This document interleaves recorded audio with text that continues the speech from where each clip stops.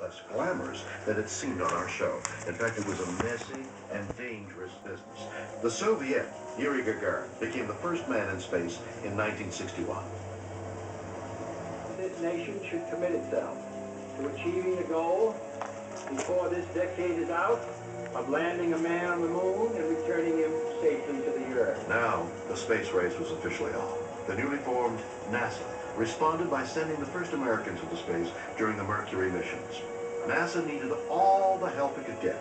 And then, from the heavens, or at least the studios of NBC, came the inspiration they needed.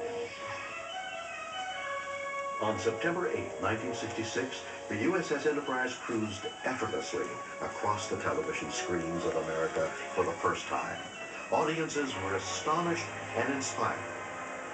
And not just by my acting, but by a vision of space travel as it could one day be. Soon Star Trek would become NASA's inspiration, guiding the development of space travel to this very day. You don't believe that, do you? Well, nor did I, until I saw this.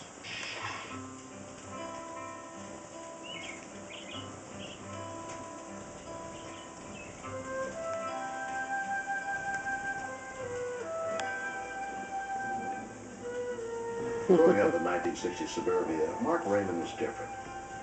Whilst his friends asked, how far can I hit a baseball, or how far can I go with the girl next door, Mark asked, how far can we go up there in the final frontier?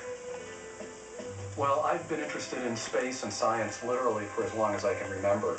I have a vague recollection of walking into the living room when I was maybe 5 or so, and my father was watching TV, and I said, what are you watching?